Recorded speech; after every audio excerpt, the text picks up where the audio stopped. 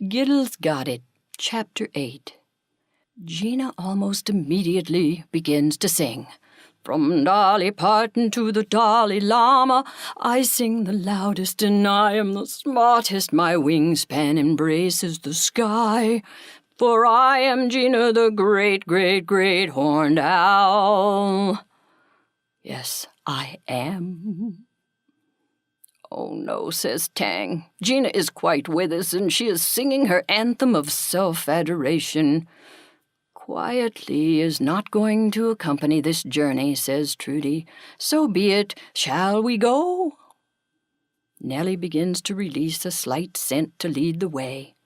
Just underground, Trudy can recognize the faint hint of odor. The beetles find this humorous, though smelly. Giddel is happy to be in the rears, plodding with his keepsakes and cactus. Tang is dodging about in the sky to keep away from Nellie's scent, motivated by her leadership position in this moving party. A couple of days and nights pass, as there is resting and travel and resting, eating of snacks and drink. On the third night, a sparkling object catches Gina's eye. Well, what is that? What is that? I have never seen anything like that. Not even in all of Giddel's stuff. Perhaps it is a tasty morsel. Oh, it is calling to me. I am hungry, but, oh, humans, what are they doing in the river with plates? Washing them? No, washing the tasty morsels. Oh, just for me, just for me. Gina takes a quick detour from the party and swoops down, grabbing a bunch of gold-colored morsels from the pan. The humans yell in the strong moonlight, but alas, Gina is off with the gold. After one crunch, Gina spits out the hard, tasteless rocks and goes, "Phooey, phooey, yuck! What an awful creature! I shall never waste my time again with them." The gold nuggets roll in front of Nellie. She steps over the useless rocks on the path, keeping her nose to the little map Giddel and Tang had come up with to guide the way to the Grande Italiano Ristorante, while Trudy shows the way to Los Angeles through her friends' tunnels and mazes.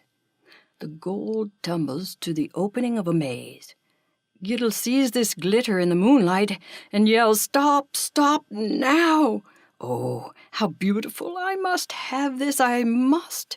It is the most beautiful trinket I have ever in my life seen. I must have this. We must stop the journey now, and I must gather this. There is no room for this, says Trudy. You are quite packed with so much stuff. Trudy says, that maze is not the way to our destination, Giddel, and I must faithfully follow my nose. But Giddel must have this golden, shiny, precious thing. I shall leave something else behind. Oh, Giddel, come right back. The beetles will spread their wings, and I shall call for you. Please, just take a moment. Giddel unhooks his cart and scampers down the maze toward the gold nugget. The ladybugs go, "Ee! Giddel's got it!" Just as he reaches out for it, the trinket falls into a hole, and Giddel barely keeps from falling in himself. "Oh, no," says Giddel. "No, no, no. I must think of a way to get this trinket out of this hole. I must." "Giddel, come back now," says Trudy, and the ladies wave their wings to show their position. "No, no, no. Yes," says Trudy. "Please return, and we shall talk about this new conundrum you have created."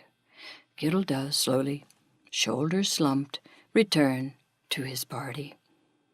"Giddel, I have said repeatedly that all things are temporary, but to go further with this knowledge, I must say more now," says Trudy.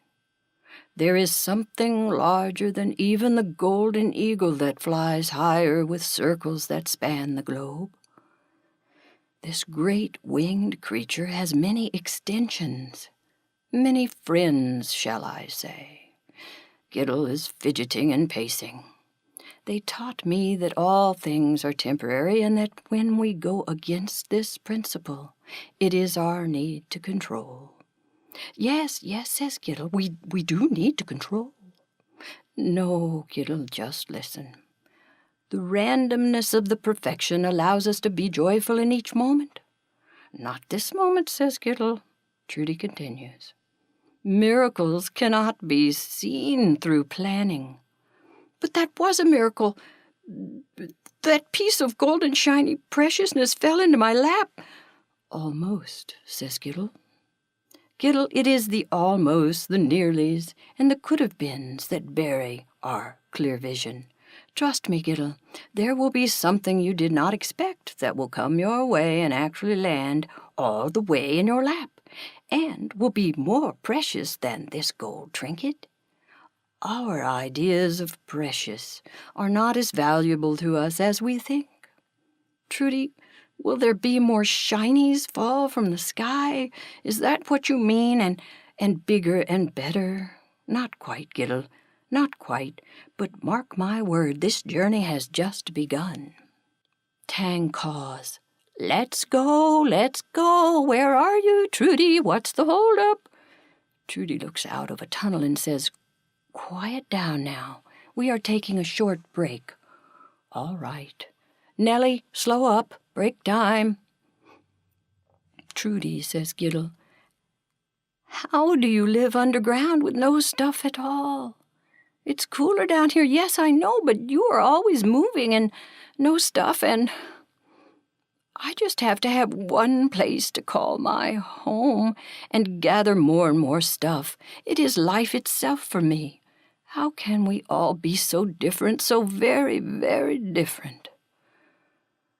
It is difficult at times for me to understand myself, let alone all you other creatures and all your tunnels and mazes, and you know your way around them, too.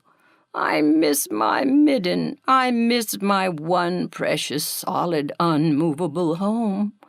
This whole journey is very, very taxing to my very bones. I appreciate your help, but certainly wish I did not need help at all. I would rather everything stay the same. Yes, the same, no change at all, says Giddel. Meanwhile, the beetles are teaching themselves a new dance, as they love to dance.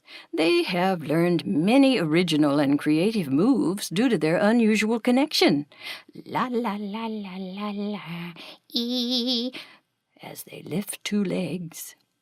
Fit is yellow and Abel is orange. Ha! Ah, we lift our legs, tee-hee, look at me and me. Giddel, says Trudy. Well, different, but not really so different. There is, though sometimes unconscious, a pull to know each other as we all abide here together, above, below, around, on, within and through and all ways. We do abide together. I do, says Giddel, find myself interested in your underground knowledge. Now that I am here myself, I find this very different. I am feeling differently about, well, things. Chapter 9. In the next moment, Mortimer appears, a surprise visit to those in the mazes. Mortimer, says Trudy. My goodness, how surprising to see you again, and here of all places, here now, indeed, says Mortimer. It is good to see you again, too, Trudy. Yes, how delightful, says Trudy. Giddel has never heard Trudy be so congenial and listens prudently. I am here now, Trudy, to let you know you are just a small bit off track. I did hear in the underground that you and your party were traveling to Los Angeles. Yes. Well, have we taken a wrong turn? Speak up, Mortimer. I'm listening all ears. A small turn off you are, says Mortimer. I have come to just nudge you back on track. Well, yes, fine, says Trudy. My nose is usually quite perceptive, but with Nellie's scent and the magnitude of this journey, well, I could have been off a nose. As you know, Mortimer, I usually travel alone, and Yes, yes, my dear Trudy. Here, let me show you the way. Over here to your right, yes. Just follow me a short time, and you will be set again, I'm sure. I'm happy to help, says Mortimer. Yes, I understand now. Off by a nose was I, says Trudy.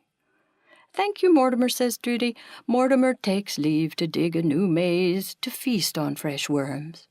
Trudy, says Giddel, so you do have friends.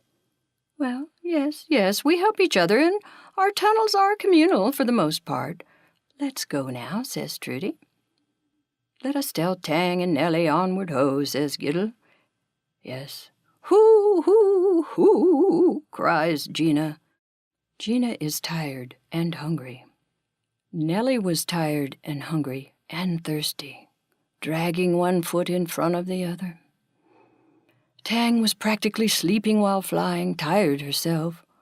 Barely out of the corner of her dim vision in this very early light did Nellie see a larger-than-crow flapping up above her head, and then in the next moment felt Gina's strong talons around her entire body. Nellie unloaded all of her scent immediately. This fazed Gina not at all, as she had no sense of smell. Nellie yelled, "This stinks, help, this stinks," over and over. Tang finally realized and saw what was happening and let out a caw, caw, and shrieked for her flock to gather more tightly and swoop Gina. Tang clearly took the lead. Gina only flew faster and faster, and the crows dipped and dived and called on all their strength and finally badgered Gina and confused her fully. Gina dropped Nellie. Nellie was falling and saying, "Oh, does this ever stink? Oh, may I have safe and soft landing, please, please, please." Plunk! Nellie lands on a huge mound, which topped one of Mortimer's old tunnels, no longer in use. Poofs of dust and dirt covered Nellie. She was spent. Tang and her flock surrounded Nellie while she gathered herself up. "Oh, thank you, Tang, and all of you crows. Oh, what a horrible day, but this good ending makes all well again. I must admit I am grateful, and this day stinks much, much less than the drudgery of the earlier days of this journey. I have never felt gratitude before. This is a very different experience in my life, and this journey, I will ponder this while I reload my scent. Thank you for helping me. Thank you, Tang."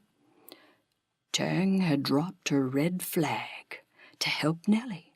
She now has become a crow of action rather than caution. "Yee!" say fit and able. "Almost time to go, almost time to go." "What's the hold-up now?" says Trudy. "Are we quite ready in here, out there, and above?" Yes, in a minute. Nellie had a moment and is reloading, says Tang. "Let us regroup, recoup, and go forward," says Trudy. "Yes, shall we all go?" says all. And the journey did continue with singing, dancing, little food and water, and finally, Mortimer came again to alert everyone they were almost to Los Angeles. Almost to the destination, almost to new territory, Italian food, cooler temperatures, and more unknowns. This journey had just begun, as Trudy had so aptly put it. At this point, Giddel had forgotten why he had agreed to go on this journey in the first place. Oh, should he have just stayed? Oh, dear, he thought, what have I done? Have I interrupted a peaceful life for a few hot days? Oh, dear, and the family reunion. I never know what to expect at those seemingly endless gatherings of old rats. Snub's acute hearing made him aware that Giddel's party was making their way through the tunnel, and he knew his dream was manifesting. Just a matter of waiting.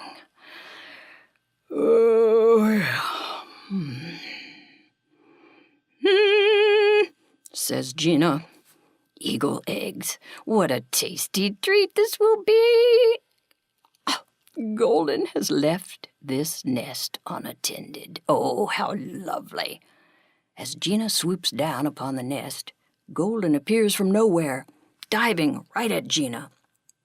Gina sees him out of the corner of her keen eye and swerves, and with a jolt, her karaoke machine tips her off balance, and Gina goes careening down, out of control, and lands, karaoke machine first, onto Scout's entrance mound to his nest. Plop! Puff! Sputter! Gina is down, but has interrupted Snub's plan, as he was waiting, mouth open, for Giddel's party to just walk right in. Beetles first, then mole, then pack rat. Oh, all the waiting in this fertile branch of maize for the whole party to just walk right into my hungry mouth, said Snubs. Scout had built right by one of Trudy's many friends' tunnels to make his entrance look even larger. Scout was out lifting nuts at the time for Buddy, or most likely could have been squashed even with his muscles. Only Nellie and Tang are free from this fiasco, but witness the whole thing. Chapter 10. Tang, says Nellie. What happened to Gina? The old bat is down. I've never seen her in such a predicament. The stew is in the other pot now, so to speak. Gina slowly lifts herself back up, brushes off her singing machine, and flaps back up into the sky. Golden, you win. I shall find other feasts here in Southern California. Gina is a good sport, but her hunger was building. At this juncture, she veers off to find food to return later. Snub shakes his head, dust all over his face, mouthful of dirt. Oh, what an unpredictable event. This foils my dream. This would have been so easy, so wonderful, just laying around, food walking into my mouth. Oh, this could have been, it was nearly, almost, a most wonderful day. Phooey. Fit and able flew out an adjacent maze. Trudy and Giddel were lifted off the tunnel floor by the huge boom. My, what was that, says Trudy. I don't know, says Giddel, but the tunnel before us has caved in. We must follow the beetle's course out and take a look. Mortimer, looking out of the tunnel already, says, Welcome to Los Angeles. That was some welcome, says Trudy. Well, safe and sound, it is just a short way to the restaurant your party is seeking, says Mortimer. Ah, says Giddel, we are all tired and so hungry and thirsty. Cheese would be most refreshing. Shall we all gather ourselves together in the tunnel which leads most certainly to the Grande Italiano Ristorante, says Trudy. Yes, let's go now, say all. Buddy, look at this. What the heck happened? The entrance to my nest is all dust, like a bomb dropped on it from the sky, says Scout. Do you suppose I've been found out? Perhaps the soldier ants have discovered me. But, Scout, you weren't even home, so they haven't discovered you, says Buddy. You're fine, Scout, just fine. This is not good, though, Bud. Something is different for sure. I just need more time to grow bigger, a little more time, says Scout. What is that smell, says Scout. How awful. I'm out of here. Buddy finds himself nose to nose with a stinky black and white creature as he hangs at the lowest part of a tree. Nellie has fallen behind and says, What are you? A bird? A flying skunk? A flying rat? Hey, none of the above, says Buddy. I am Buddy, the carefree and happy flying squirrel. So what are you doing here in Southern California, says Nellie. I myself have come to skunk a party and have some fun doing it. Oh, says Buddy. Well, I love fun and eating maple syrup and gathering nuts and my friends. Whoa, Bud, what is maple syrup and nuts? Well, let's start with the nuts, says Buddy. The humans say just one flying squirrel gathers 15,000 nuts for the winter. I guess that's a lot because they tell it like it's a lot. Okay, so you gather nuts to eat and you like them. Right, says Bud. So how do you know if you have enough nuts, Bud? Well, you count them. You do a nut count, says Buddy. You have to count them to know how many you have. But, Bud, how do you know how many you need? So you know how many nuts are enough, says Nellie. Well, says Bud, it's an equation kind of thing. Nut ratio. Nuts gathered divided by energy spent to gather the nuts times distance traveled equals how much the nuts are worth. Whoa, that is really smart, Buddy. So how many times do you do that to get 15,000 nuts? Well, I don't know really how to count, Nellie, but I think it's my destiny to learn without counting what is plenty. Did I just say I know my destiny? Did I? Well, yes, says Nellie. Hooray, hooray, I know what my destiny is. Hooray, hooray. Scout, where the heck are you? I gotta tell you this. Scout? Who's that? Oh, my ant friend. Ant? Caw, Nellie, where are you? Who is that, says Bud. Oh, my crow friend. Crow? Okay, gotta go now, Bud, gotta go. Nice to meet you, but I've got important things to do. Me too, says Bud, me too. Scout, come here, I know my destiny, hooray! Forward now goes the party, with Tang above, Nellie on land. Gina soon to return. Fit and able, Trudy and Giddel underground. Snubs is still scratching his head as to what befell his plan for supper. Mortimer is leading Giddel's party to a maze which goes around the cave-in and straight to Los Angeles. Los Angeles is not very far now at all, says Mortimer. Soon you can smell the cheese ravioli, the manicotti, pasta alfredo, cheese bread. Oh, what a wonderful place for a family reunion. Giddel speaks up from the rear of the party. Hey, it's a reunion for pack rats, not moles. I understand, says Mortimer, but where there is good food, there are insects. It's all a balance, says Mortimer the mole. You are sounding like Trudy now, says Giddel. Let's just move forward. Onward ho. Ooh, ooh.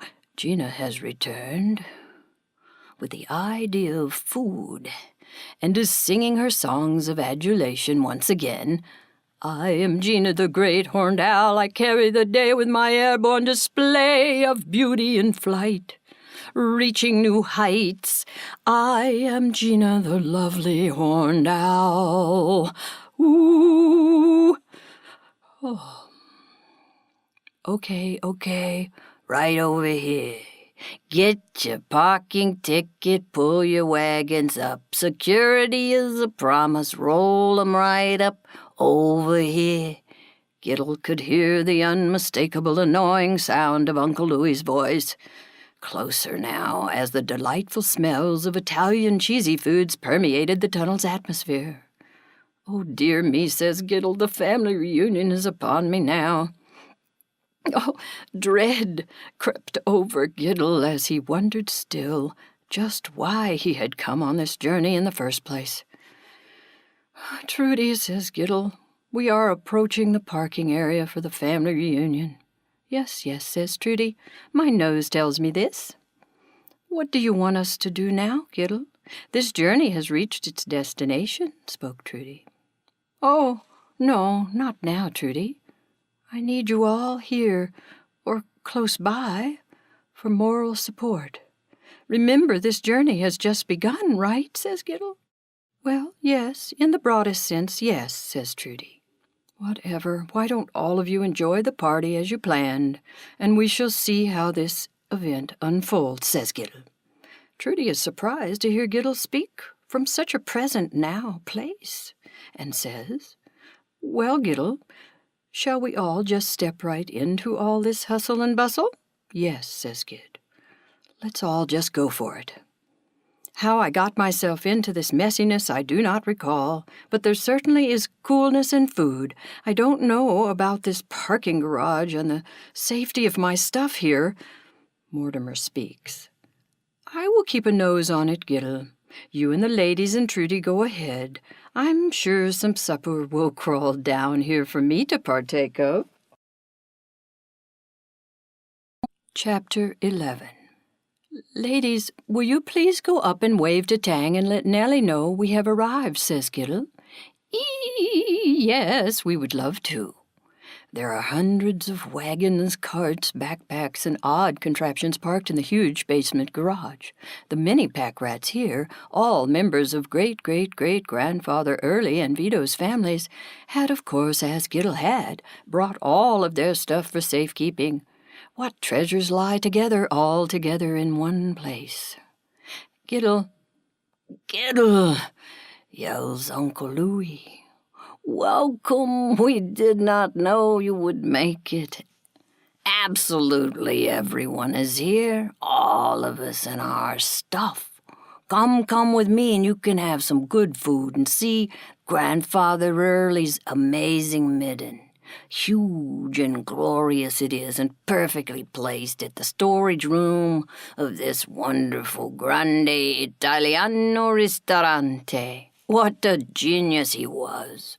We have, of course, all heard great-great-great-grandfather Vito gave him the idea and building plans for it. You know, half of us rats believe Vito and the other half believe it was Early's idea and plan. The family feud is long and deep, says Louis. Well, this is exactly why I dislike these family reunions, says Giddel. You can cut this ancient discord with a knife. But, says Giddel, it was so hot south of here I had to come. Hotter than this, says Uncle Louis. Oh, yes, molto torrido. Ah, good to hear you've kept to your roots, Giddel. Why do we all still even gather, said Giddel. Curiosity, I suppose. Good food, a party. For one side or the other to win the age-old argument, spoke Louis. What is that smell over by the cheese table, says Louis. Oh, it must be that Nellie, my skunk friend, has arrived. Hey, says Lou. Rats only, no outsiders here. Well, Nellie helped me get here, and I promised her she could let a few stinkies. Giddel, could you not have traded her something else, one of your trinkets? My goodness. She's just having a little fun, said Giddel. Okay, come here and see Grandfather Early's midden right now, Gid. You won't believe it. Okay, all right. Oh my, it reaches right through the chimney. It reaches for the sky and covers the whole storage room from end to end. Oh my, I never thought it to be this magnificent, says Giddel. And look at all the stuff, beautiful stuff. Oh, I have never seen such stuff gathered in one place before. In one midden, I mean, this is truly a glorious, the most glorious midden of all, says Giddel. And, says Uncle Louis, it is built in such a way that the removal of just one little piece of stuff will cause its complete downfall. That is the secret that the family feuds over. Who exactly thought of this masterful plan? So no theft can occur here, lest we feuding pests lose our battle over who created this masterpiece. We must keep the feud alive through this proof of its existence. We mustn't forget. Why, it holds both sides of the family together to keep this feud alive. I mean, what would we talk about, if not this glorious midden, says Uncle Louis. The noise from the gathering pack rats is reaching deafening proportions. The buzz, chatter, and arguing is heard over the crunching and smacking of the feast. Above the roar of the crowded restaurant, Gina is hooing louder than ever before. It is not frightening to the rats, as they are safe inside, but Giddel is wondering what all the excitement is and goes to look outside. Gina squawks, "My great-great-grandmother Helena told me the story. She told me. She heard them argue on the ship. She heard Early and Vito. She told me. Yes, I know." Just then Trudy uproots a large scroll of buried paper, deep in a tunnel under the pasta storage room. Trudy has a nose for important stuff and pushes it over to where Giddel and Louie are talking. "Read this, Giddel. I have a feeling it is important, very important." "Oh, what is it, says Giddel. "Just read it," says Trudy. "Trust my nose once more." All right, hand it here. "To all. Important. To be read at family reunion. To both sides of the family. And it is dated many years ago. Somehow it got buried till now," says Giddel. "It's signed by great-great-great-grandfather Early." Well, it's not important. Some of us found it years ago, but it's not important. We just buried it again, It would have messed up everything. Our history, our family gatherings, everything would be messed up, says Uncle Louie. Chapter 12. "Well, I just think this should be read to all right now," says Giddel. "It certainly looks authentic, and it is very important to our history. If great-great-great-grandfather Early said to read it, it's our destiny to make whatever Early wanted known, and now." "But, Gid, it will change everything. All of us will have to change all of our ways of being. Everything. Come on, it's great this way, Look at this party. A great party. We all love these parties," says Louie. Giddel begins to call everyone's attention, and it does take a while. Nellie lets one big stinky, and that calls the meeting to order once and for all. Giddel speaks. "I have found a letter from great-great-great-grandfather Early." There are murmurs and low chatter. What? Say small groups of rats. "And," says Giddel, "Early wanted this read years ago, and so now that this letter is found again, it is quite time to read it to all of you." Oh, what does it say? "My dear family, I have written this letter during my last cheese suppers in this beautiful midden. Life has been very good to me, except for one thing or two. I have come to see the coveting and suspicion passed down to you, future generations negatively affected by my need to be important. It hurts my heart to see you all bicker year after year, due to my not telling the truth of the making of this midden.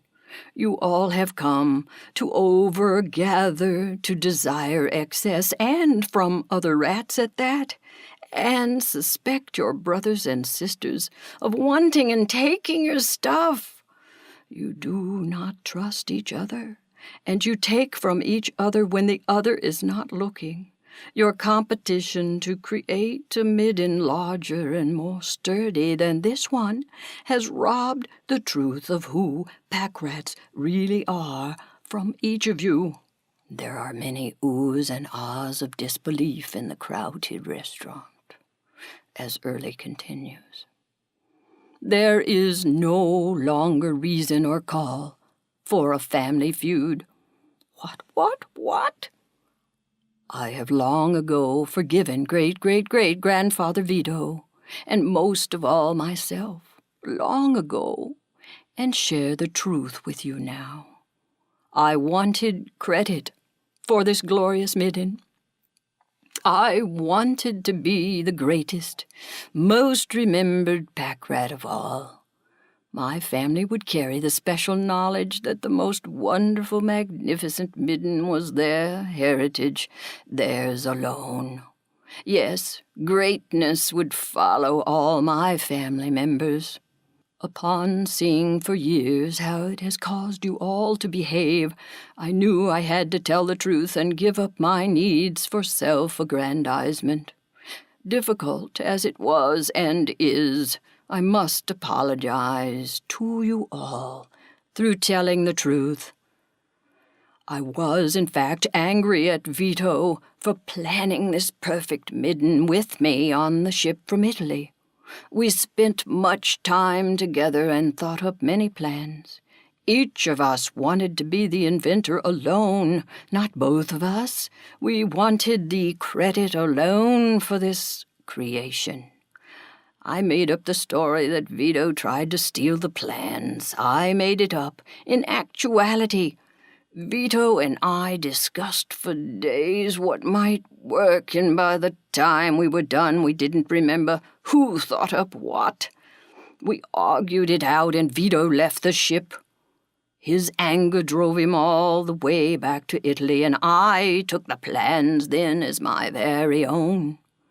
The construction plans for this magnificent midden were a joint process. A joint venture. Oh, no, that can't be. No, what does this mean? It changes so much I can't even think, says Giddel. But okay, let me read on. So, my dear pack rats, remember who you truly are. You only take what shines and what you need for a comfortable midden. And trust your brothers and sisters. You truly are wonderful rats. Allow the greed, coveting, and suspicion to melt away like cheese on a hot day.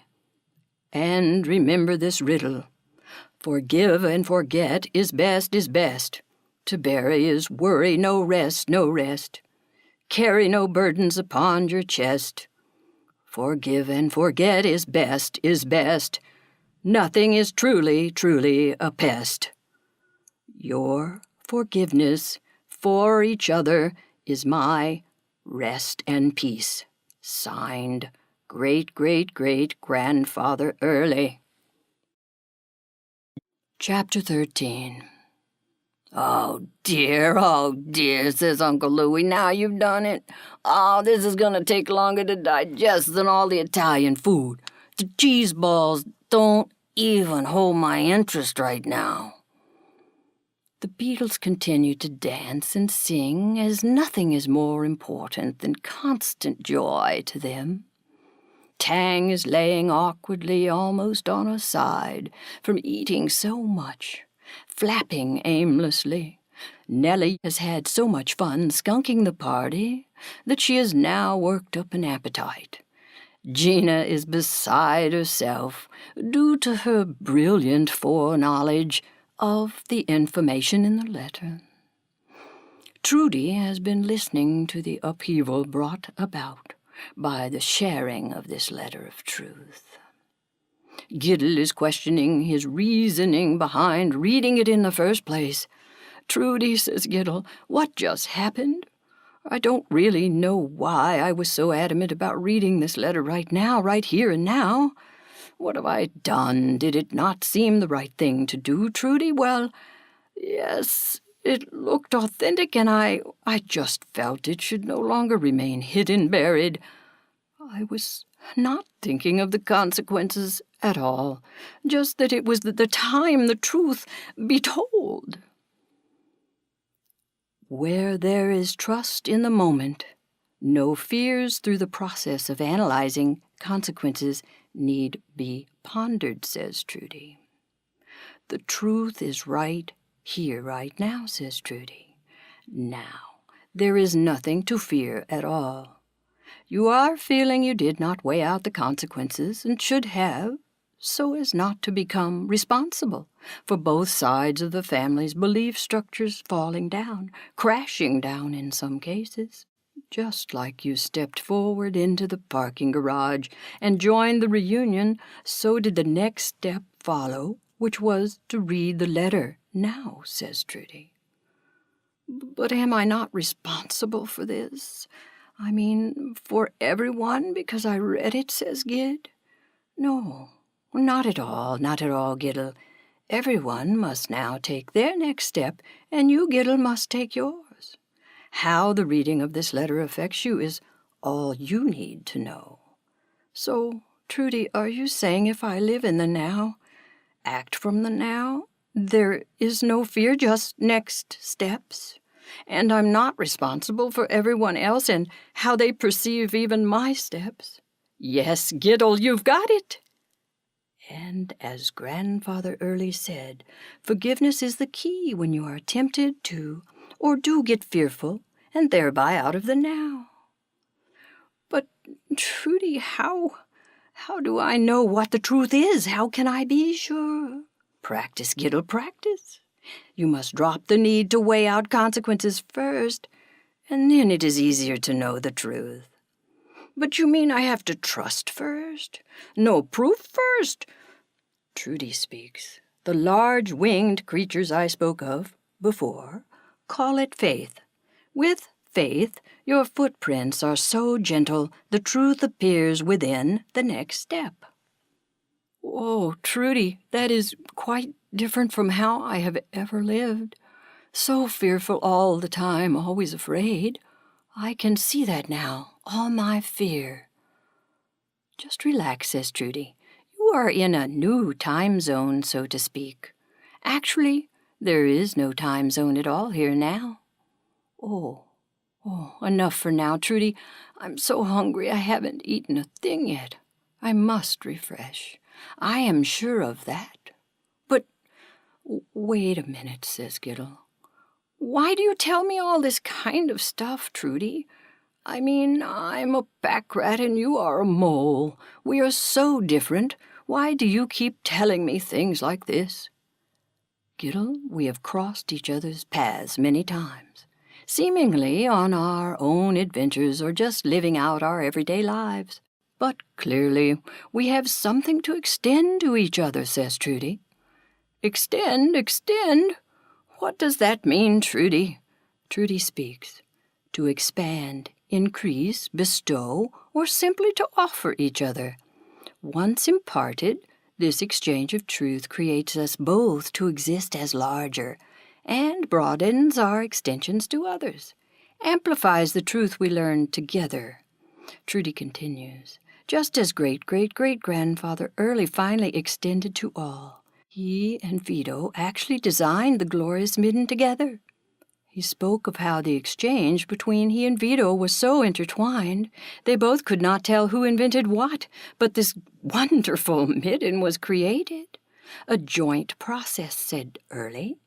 As the ladybugs demonstrate at all times, when two or more are joined together, there is the gold, the glory, the truth, the joy, and happiness for all. In unison, rather than from individual need, to be exalted as one. Allow yourselves to be one, not be the one. The extensions I spoke of, the winged creatures were careful to tell me not to share lofty ideals, but to just keep it simple. Just to be in right relationship with those who cross your path. Accept who they are and extend truth in each moment, and that each step we all take is secure and on true ground. Oh, Trudy, says Giddel, this is a lot of information, but I did ask. One more thing, then I have to eat. What do you mean, true ground? Trudy speaks. The extending of truth through being blindly honest with each other is true security, true ground, truly what we all need to feel joy. Chapter 14. Okay now, Trudy. I must go join Nellie at the cheesy tables of food. I thank you for telling me all this stuff. I shall digest information and Italian food in the next moment. Pack-rat cousins are skidding around as if on a baseball diamond, chatting to each other, trying to get each other's opinion on what Early's letter revealed. There is an air of confusion as they form new alliances and break old ones. The dismantling of very old beliefs was slowly eroding the many factions of rats. Some rats would take a little of the information, some would take more, some would disregard the whole letter as false, and a few would believe the entire letter and slowly integrate it all as truth. The whole letter was truth for Giddel. It surely was authentic. It was Grandfather Early's scribble, and the information in the letter, along with Trudy's proverbs, coupled with his own life and friends and this journey, well, it all made sense and felt true. A guideline, a new way to let his life unfold rather than push and worry and never feel ahead of the game, let alone trust life as a happy happening. Trudy heads back to the parking garage where Mortimer is being his trustworthy self. Mortimer says, "Trudy, have you gotten to eat?" "Oh, yes, Trudy, thank you for asking." "I believe," says Trudy, "it will soon be time for me to go home south of here." "Oh," says Mortimer, "well, might I join you, my dear?" "Mortimer, it is not my usual nature to want company, but yes, I would like for you to come along if you wish." "Certainly, yes, I would enjoy your company and a new adventure." Nellie, Tang, and Giddel have returned to the parking area as well. "Nellie," says Tang, "I am full and ready to return home. How about you? Although I must rest before I can fly comfortably. But yes, I will be ready soon." "I am looking forward to telling my little brother Stripes all about this journey," says Nellie. Gina is hoo, and saying, "What about me? What about me?" Giddel speaks. Fit and Able have decided to stay as they believe it is in everyone's best interest that they share joyful song and dance. And actually I, Giddel, have decided to stay as well. This visit has taught me much, and I want to begin my new life here with new friends and family. It is cooler here, and this ristorante is such a delight. I shall digest food and new information right here, right now. Thank you, Trudy, and all for sharing this journey with me. You are all my dear friends, says Giddel. Yes, says Trudy, and I enjoyed this journey immensely as well. Be well, Giddel, say all. Now, Snubs has decided his destiny is not completely completed, but ongoing. He must put forth more effort than he thought to take care of himself. Childhood was one thing, but now is another. More awake and alive does he feel for this choice. He shall pick himself up and dust himself off and carry onward. Gina hears onward and whoos and begins her flight home. Tang, however, is still resting along with Nellie. While Gina hurries on, shortly, Gina sees Buddy the flying squirrel. Good, a treat for sure, says Gina. Oh, look up in the sky, says Scout. What is that huge thing, Buddy? Help, help, run, it's the great horned owl, run. Buddy quickly glides and hides inside his house, covering his eyes. Gina swoops and grabs the entrance. Scout is long gone into the ground. Wait, I am Buddy, the happy and carefree flying squirrel, and I was just telling my friend Scout I found my destiny. I know my destiny, so you mustn't interfere. Not now. I have a purpose. Shoo. Hoo to you, says Gina. Meanwhile, Scout is already up the tree above Gina and is moving lots of nuts to unload on Gina. If Scout can position all the nuts just right and push really hard with all his might, he can detour Gina. She will lose interest and move on. Pushing with all his might, Scout drops all the nuts at once on Gina's head, right between her ears. Gina tumbles a few feet, and dizzy she flies off. Scout, you are the greatest ant of all time. You are truly a soldier ant now, says Buddy. You are the strongest and the mightiest. You have reached your destiny, too. Thank you, Scout. Just then, as Scout is flexing his muscles, happy to have helped Buddy, Priscilla, the princess queen, flies up to him. Oh, how strong you are. I was watching and you caught my eye, and you could father many, many ants and help me fulfill my destiny. Says Scout. Well, I was just helping a friend, that's all, says Scout. Scout's knees are shaking again, as it had been love at first sight when he saw Priscilla the first time. In a matter of moments, Scout feels his true calling, his true destiny. He is drawn beyond his control to Priscilla. His need to change his destiny was dissolving right here, right now. Bud, you know what? I gotta go. Well, thanks for everything. Thanks, my friend. Scout, are you sure? Says Buddy. I'll miss you, Scout. I really will. You're the most wonderful, interesting ant I've ever met. And I know, Bud, yes. I'm sure. I've never been so sure of anything in my whole life. Oh, okay, Scout, says Buddy. But can I fly part way with you, Scout, huh? I mean, we never flew together before, you know. I mean, can I? Okay, let's go. Up and away, says Scout, and Priscilla, and Buddy, the happy, carefree flying squirrel. And as Trudy would say, at any point you enter a story, truly the journey has just begun.